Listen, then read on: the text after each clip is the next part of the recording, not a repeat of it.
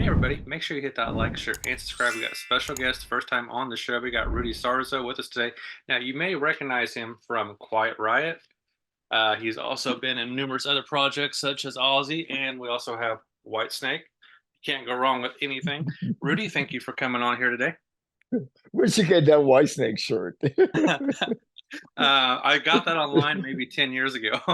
10 years ago. Okay. Okay. No, it looks great. I love what do you call that? Independent, oh, some people call it bootleg.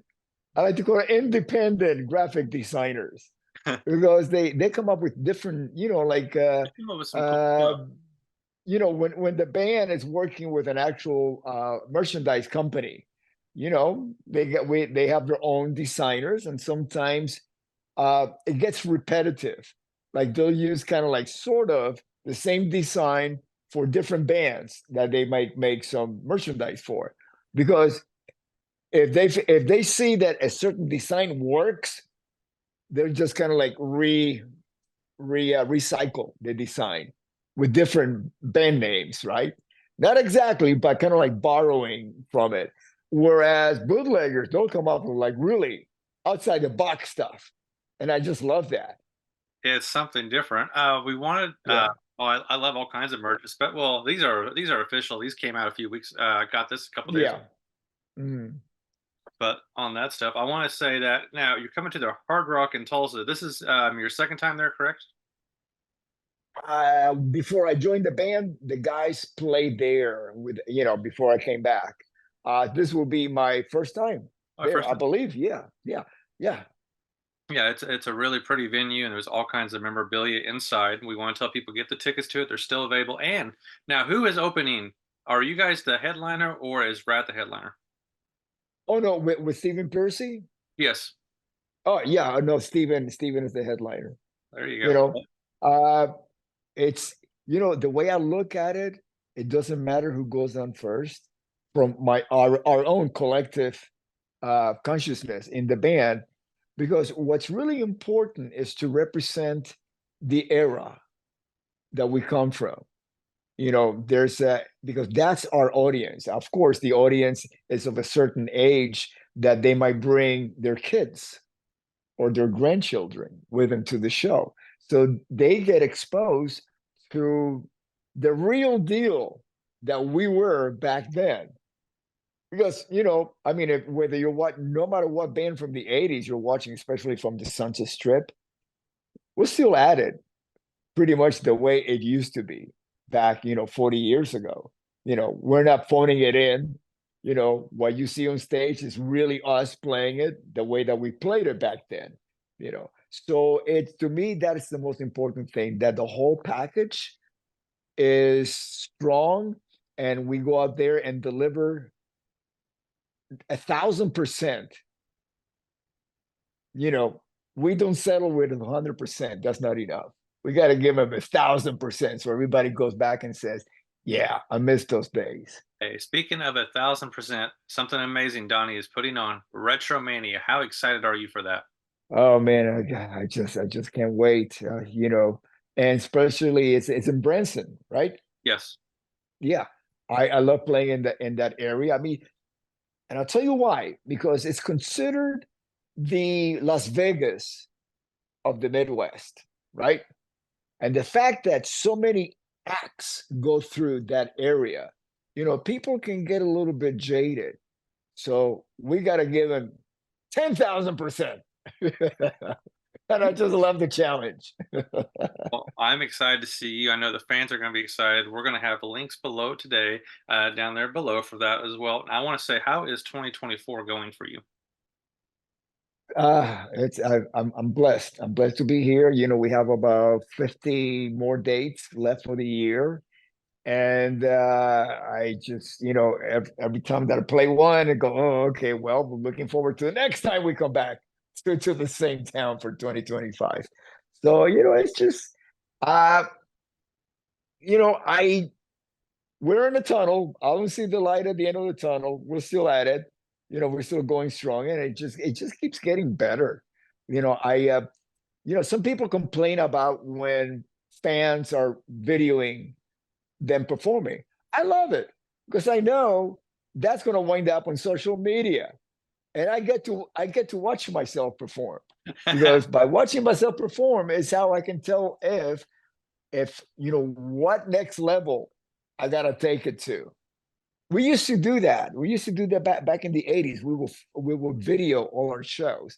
And that's why like the next day, we used to get off the stage, get in the bus, put in the VHS cassette, talking about, 40 something years ago, and then watch ourselves perform, watch the lights, watch the production, the flow of the show, and say, okay, we need to fix this tomorrow. And I couldn't wait to get back to Now, fix whatever do needed you to get still have all fixed. those tapes, or does somebody still have all those? Oh my God. No, because see, we never thought about we'll be talking about it 40 years later. So we just basically reuse them. So the Oh. next day we'll erase what we did, because what we did, we were not satisfied anyways. It Oh. can be better. So who wants to keep, like, it's something that we don't feel it's 100%, so it's like, but I do have a collection of my own home movies. Not from the camera that we used to set up at the soundboard. That's the one I'm talking about. I'm talking about home movies that I have from my own camera, and a lot of them were used as bonus footage for the reissue of White Snake at Donington that came out a few years ago, because that was like 30 years. Yeah, so like 4 years ago that came out, and they rang me up and say, can you send some of that footage? And I did, and it's all been digitized, and I love it. I look back at it and I get a lot of inspiration. You know, I want to say that my current favorite bass player is Keanu Reeves. Do you listen to Dogstar at all? The I band? love Keanu. Music. The best musicians that I know of is when they are able to connect their humanity, their spirit, and use the instrument as a tool to put it out. You know, Creating frequencies. This is what we do. We make frequencies with music, with words. Words have frequency. Visually, everything. A dance has its own frequency. Colors have frequency. Everything in life. And Keanu is such a pure soul that he shows that purity, whether it's on the screen, whether it's on stage, whether it's on record. He's being himself. Yeah, I was going to ask. So that's my favorite current bass player. Who is your favorite current one? Mhm. Have you ever met him yet? Oh my God, I got so many. It will have to be a convention center packed with bass players, because I love so many, and some of them have passed. Some of them have had the pleasure of meeting them before they passed, like let's say Jack Bruce, Tim Bogart. Uh, I hold my friendship with bass players very dear to my heart, because I can always learn something from everybody, because we have 12 notes, and I'm always I want to learn from my bass players friends their perception of how they choose which 12 notes to play at any given time, which is what makes us unique, the choices that we make. I would say I still have my very first guitars behind me. Do you still have all of your gear? No, well, I'm very old. I do have a video of me with my very first guitar, and which was an actual guitar that I got in the it's 1965, 66. No, actually 64, 64, 65. The Beatles I just played on Ed Sullivan. So I begged my parents. And my little brother, who's 4 years younger than me, I was just 13 at the time, and my brother was 9, so we shared the same guitar. Did you ever have to share your instruments with your brothers or sisters? No. I did. I did. It was interesting because just when I was like getting something, like discovering back then, we didn't have YouTube that you could actually go on YouTube and learn anything from how to tune your guitar, which it took me like 3 or 4 years for somebody to be kind enough to say, well, okay, you see the string here. Okay, you kind of like tune it to the pitch you think it is, and then you go down and you start using harmonics on certain frets to match the tuning, and we tuned like that forever. I used to play clubs, and there would be like the whole band going bing, bing, bing, bing, bing, bing, ding, ding, ding, tuning using harmonics on stage, and people would be yelling, "Play some music!" But we all have to be in tune, or you'll be backstage with a tuning fork, and like a tune to A, and you put that on the headstock, and it goes through like a tiny little amplifier, or just makes, like, say, like a hollow body like you have back there. It will vibrate so everybody can hear it, so it will be tuning to that thing. Now I am obsessive. I have these little tuners that you put on the headstock, and between songs I'm just retuning it. I'm freshing, I'm kind of like checking my tuning. And now we're entering summer. So that's basses will go out of tune a lot, a lot. So I'm constantly checking my tuning. That's like number one. Tone tuning, very it's a very top of my list of things that you have to be on top of when you're performing. I want to ask, how has social media, because it didn't exist back then, how has it now helped you interact with your fans and be able to see all kinds of posts and photos and videos? Well, even back in, let's say in the 80s, especially with Quiet Riot, Ozzy only did a handful of in stores, record in-store signings. And that was our first social media, because it was social.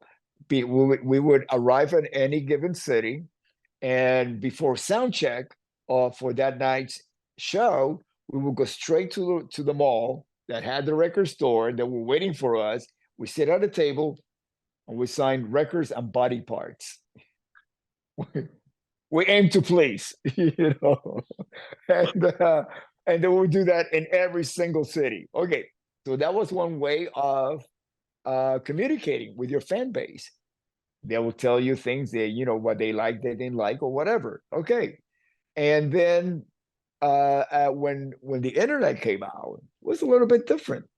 Different because when you're face to face with somebody, you have a better way to communicate, because you can really read each other. That's how I believe God would meant it to be. Not on the phone. On the phone, well, right now we're on. I'm on my phone. I don't know what you're using, but I'm on my iPhone, and we're connecting. But it's so important. We will have a different conversation if I was not looking at you, because I can see you. I can read your face. You can read my face. You can look at my surroundings. They say so much about mine and about yours. What you're wearing. I'm wearing a t-shirt. It must be hot where I'm at. Usually I wear a jacket, or a little hoodie or something. But no, it's just a first day of summer here in Los Angeles, because it's been quite chilly, So it's a reflection of everything, because now we're resonating not only orally but visually. You're in Los Yeah. Angeles. My friends, the Boxmasters, have you ever seen them play? Yes, yes. I'm really, really close with Teddy Zigzag, who was one of the original members of the Bucks. I believe original. Teddy used to play in Guns N' Roses. He was the keyboard player. Yeah. And I met Billy Bob through him, you know, and I'm a big fan. I mean, who was not a big fan of Billy Bob? Right. Come Yeah. on. I've You know. taken, I do a lot of their tour photos for about 7 years now. It Oh helped. wow, It helped great. a Yeah. lot with social media. So I was asking Yeah. question. I got to go to the Troubadour for the first time last year. Do you have a favorite LA bar? I've never played the troubadour. Never. I think I'm one of the very few musicians in LA.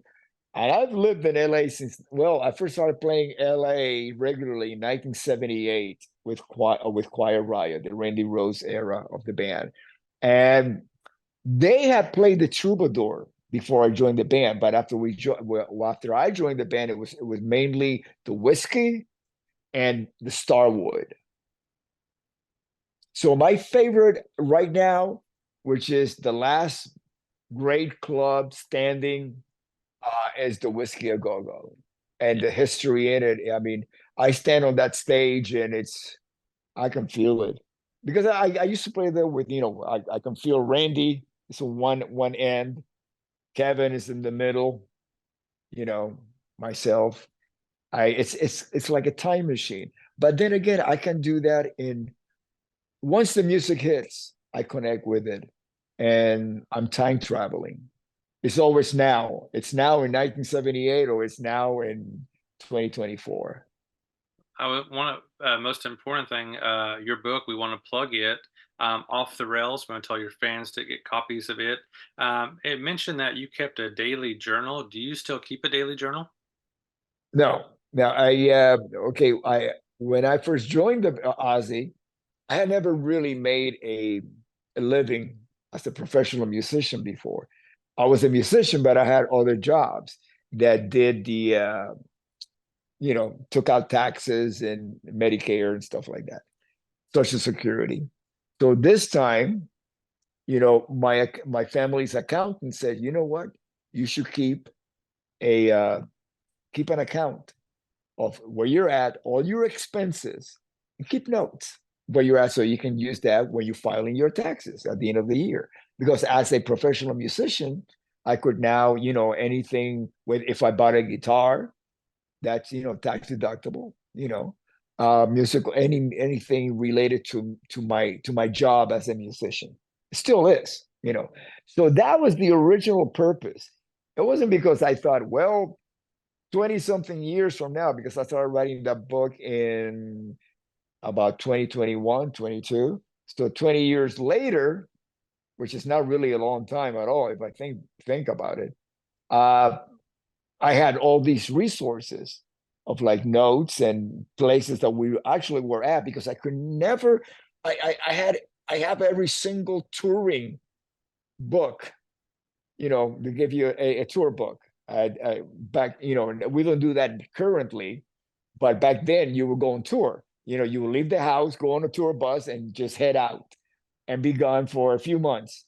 And every date was marked in your tour book. And but with Ozzy at the very beginning, there was a lot of rescheduling, very few cancellations, and so it did not correlate the actual dates, because once they were rescheduled, they were not in the book anymore, because that was printed, and we knew about it. But if you looked at it as your reference, it's not going to be a factual, you know. So I always went back to my notes of my accounting, my booking. I saw some of your social media posts. Do you have favorite charities or shelters you would like to plug?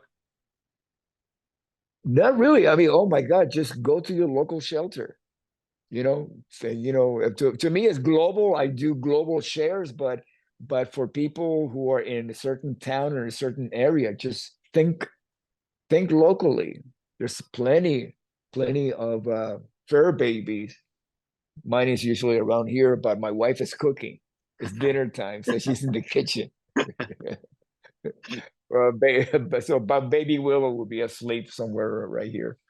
And so yeah, I mean, there's just whatever you're looking for, there's always one of them waiting for you. I wanted to ask, because you've been in the music for a long time, how many unreleased songs are sitting around waiting to come out that you're aware of?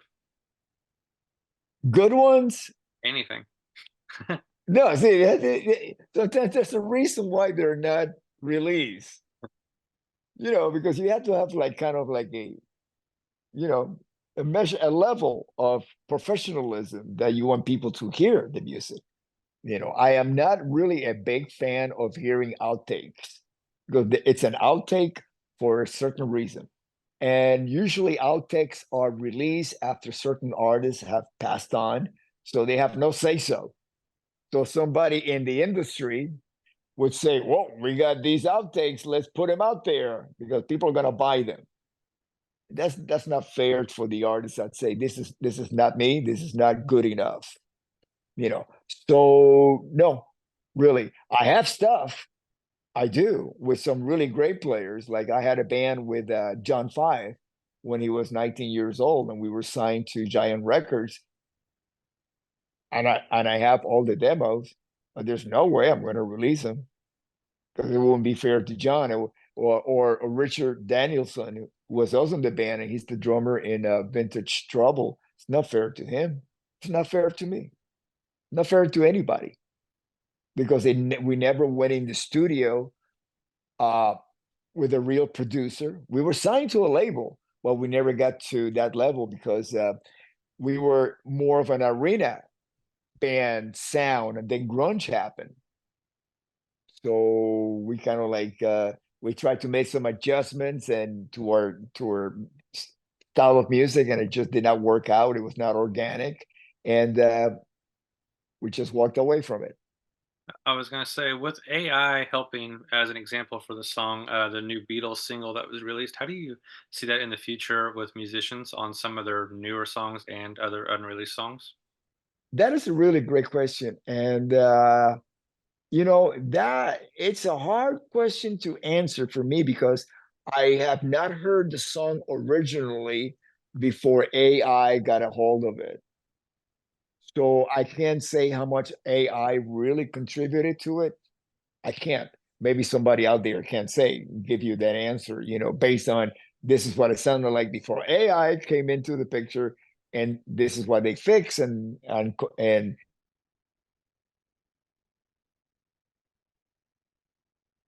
but for me, I have no idea. And then I was going to ask you, is there any new merch that fans are going to see this year on tour that you're releasing? Merch, actually, we're doing meet and greets, Okay. and we have certain items available at the meet and greet booth. To me, merch is very static because you can buy a shirt and the band is not at the booth. So we rather be at the booth, meeting the fans, signing whatever they bring, or signing some of the stuff that we bring with us, giving them choices. And that to me is once we get off the stage, or sometimes we do it before we go on. That's my second favorite part of the show. My Uh, favorite being the show itself. Yeah. then I wanted to ask one Randy Rhodes question. I know you get asked a lot. On do you have a favorite memory that you've never shared? It's all in the book. On It's all in the book. Yeah. I mean, I would feel like, why should I leave it out if it's my favorite memory? No, it's yeah, yeah. yeah. Well, there we go. Is there anything else that you would like to plug or talk about? Uh, I really, I'm not one to really plug stuff. I just talk about it because it's relevant to what's going on. And we have the show coming up with two shows. We Yeah. have the Hard Rock and the uh Retromania. And but that's relevant to our conversation. Yeah, because we want to get those viewers to get on there, and then on the retro, you also have the option of single day tickets, and you can buy the whole package, and that gets you into the show for all 6 days as well. That's great. I would do that. I would be there every single show. I love doing that. As a matter of fact, sometimes we do these rock and roll cruises, which gives me an opportunity to watch everybody, Right. and yeah, I love that. So this is kind of like a version of that, but in on dry land.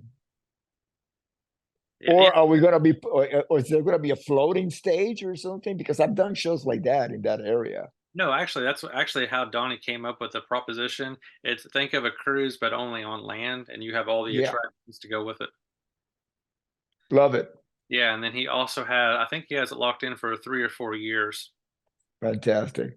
Yeah, Yeah. I've got that in my notes. I'm going to put those links below. I've got everything on here. Is there anything else you would like from you need from me?